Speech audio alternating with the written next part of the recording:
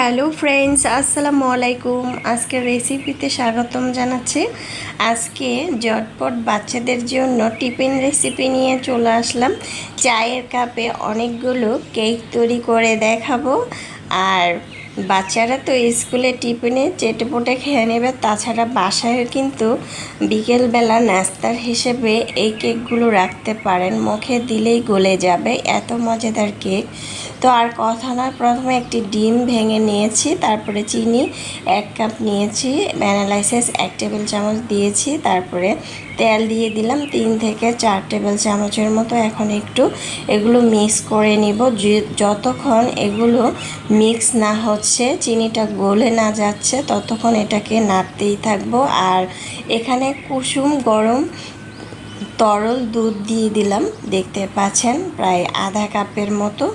দেওয়ার পরে এগুলো একদম মিক্স করার পরে দিয়ে দিচ্ছি এখানে ময়দা। আমি এখানে 1 কাপ ময়দা দিচ্ছি। ময়দা দেওয়ার পরে সুন্দরভাবে এগুলো অনবরত নেড়ে চেড়ে এটাকে আমি মিক্স করে নিব। এটা যত নাড়বেন তত সুন্দর একটি ব্যাটার হয়ে যাবে। আর দেখতে পাচ্ছেন কতটা অসাধারণ ব্যাটার তৈরি হয়েছে। এখন দিয়ে দিলাম 1 টেবিল চামচ বেকিং পাউডার।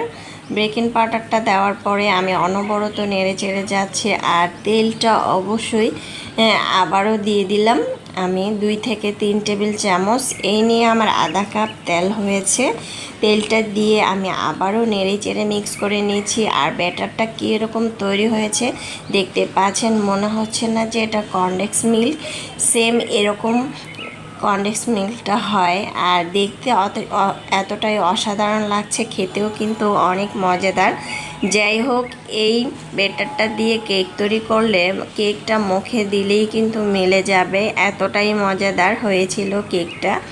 অবশ্যই আমার আজকের রেসিপিটা অবশ্যই প্রথম থেকে শেষ পর্যন্ত ফলো করবেন, তাহলে আপনাদের পারফেক্ট কেক রেসিপিটা হবে। দেখতে পাচ্ছেন ব্যাটার তৈরি করার পরে আমি এখানে কাপ নিয়েছি। কাপগুলোর মধ্যে একটু তেল ব্রাশ করে নিচ্ছি। তেল ব্রাশ করা হয়ে গিয়েছে। এ পর্যায়ে কাপের মধ্যে আমি ব্যাটারগুলো দিয়ে দিব। দেখতে পাচ্ছেন পুরো কাপ ভরে দিব না, কাপটার মাঝখানে এসে আমি দেওয়াটা বন্ধ করে দিব। আমি কতটুকু করে দিচ্ছি সেটা আপনারা একটু খেয়াল করলেই কিন্তু পারবেন। আর ব্যাটারটা কতটা সফট হয়েছে দেখতে পাচ্ছেন, কোনো পরিমাণ দানা দানা নাই, সুন্দরভাবে কিন্তু হয়ে গিয়েছে।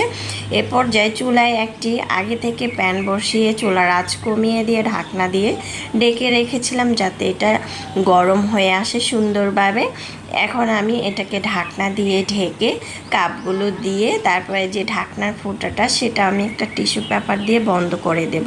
এটা 20 থেকে 25 মিনিটের মধ্যেই কিন্তু কাপ কেকটা হয়ে যায়। কাপ কেকটা কিন্তু আপনি যদি চুলার আঁচ বাড়িয়ে দিয়ে রাখেন তাহলে কিন্তু 10 মিনিটই হয়ে যাবে। আমি প্রথমে চুলার আঁচ বাড়িয়ে দিয়েছি, তারপরে চুলার আঁচ কমিয়ে দিয়ে রেখেছিলাম। দেখতে পাচ্ছেন কতটা অসাধারণভাবে কেকগুলো তৈরি হয়েছে, মাশাআল্লাহ। দেখতে যেমন সুন্দর হয়েছে, খেতেও কিন্তু আলহামদুলিল্লাহ। আজকে এই মজাদার কেকগুলো যে খেয়েছে সেই প্রশংসা করেছে। আর কতটা নরম তুলতুলে সফট হয়েছে। অবশ্যই আপনারা আমি যেই উপকরণগুলো দিয়েছি সেই উপকরণগুলো দিয়ে কেকটা তৈরি করার চেষ্টা করবেন, তাহলে সব থেকে মজার হবে। আর আমি ছোট ছোট করে কেটে নিচ্ছি, অনেকগুলো কেক হয়ে গিয়েছে। বাচ্চারা কিন্তু সব সময় বলবে যে এই কেকটা তৈরি করে আপনাকে খাওয়াতে। অবশ্যই চেষ্টা করবেন এটা খাওয়াতে। ভীষণ মজা হয়েছিল কেকটা, দেখতে পাচ্ছেন।